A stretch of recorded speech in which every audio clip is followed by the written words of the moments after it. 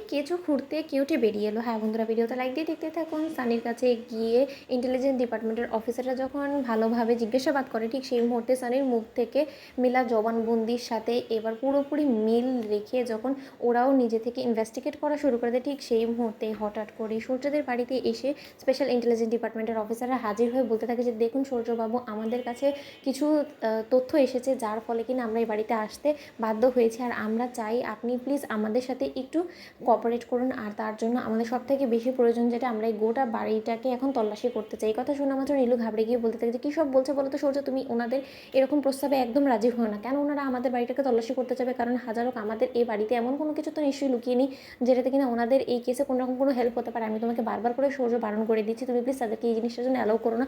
এই কথা বলার মতো সূর্যের বৌদি বলতে থাকে যে কেন নীলু, তুমি এতটা ঘাবড়াচ্ছ কেন? এই কথাটা শোনার পর বলো তো এই বাড়িতে তল্লাশি করলে কী এমন হবে?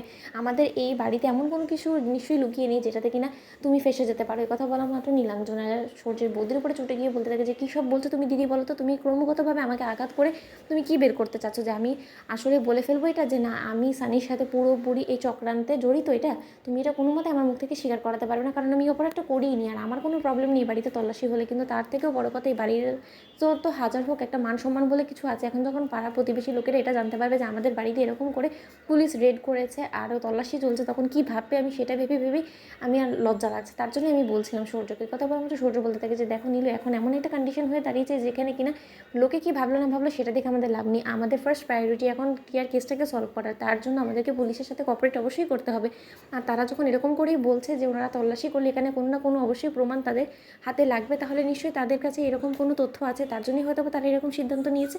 তাই আমি পুলিশের সাথে কোঅপারেট করবো। এই কথা বলা মাত্র এক মুহূর্তে অপেক্ষা না করে পুলিশ যখন নিজেদের কাজ করার জন্য তল্লাশি চালাতে থাকে, ঠিক সেই মুহূর্তেই নীলু ঘাবড়ে গিয়ে বলতে থাকে যে হায় ঠাকুর, কোনো না কোনো মতে যদি একবার তল্লাশি চালিয়ে পুলিশের হাতে সেই টাকার বান্ডেলটা লেগে যায় তাহলে আর রুখে থাকবে না, তাহলে তোর এমনিই বুঝে যাবে যে এই গোটা চক্রান্তের মধ্যে আমার হাত ছিল। দেখে কথা বলা মাত্র অফিসাররা বলতে থাকে যে না স্যার, সেরকম কোনোভাবে তো কোনো কিছু আমাদের হাতে মিলল না। কথা বলা মাত্র নীলু পুলিশ অফিসারকে বলতে থাকে দেখেছেন তো অফিসার, আমি আপনাকে বারবার করে বলেছিলাম যে আপনি যত চেষ্টা করুন না কেন কোনো মতে এই বাড়ির থেকে কোথাও থেকে কিছু আপনি মেরামত করতে পারবেন না, কিন্তু তার শর্তে আপনি বারবার করে নিজের যেহেতু অবশিষ্ট রাখার জন্য আপনি তল্লাশি চালালেন, দেখে নিলেন তো এখন কিছু তো পেলেন না। এই কথা বলা মাত্র পুলিশ অফিসার বলতে থাকে যে দেখুন ম্যাডাম, এখনও পর্যন্ত তল্লাশি জারি আছে, তাই তল্লাশি শেষ না হওয়া পর্যন্ত আমরা কোনো ডিসিশনই আপনাকে জানাতে পারবো না। এই কথা বলা মাত্র হঠাৎ করে নীলুর রুম থেকে যখন এতগুলো টাকার বান্ডিল বেরিয়ে আসে, ঠিক সেই মুহূর্তে অফিসার চিৎকার চেঁচামেচি করে বলতে থাকে স্যার একবার উপরে এসে দেখে যান এই ঘর থেকে এতগুলো টাকা মেরামত হয়েছে। এই কথা বলা মাত্র সূর্য দৌড়ে গিয়ে যখন নীলুর ঘর থেকে এই টাকাগুলো বেরোতে দেখে, ঠিক সেই মুহূর্তে সূর্য বলতে থাকে যে নীলু, এই টাকাগুলো কোথা থেকে এলো? এই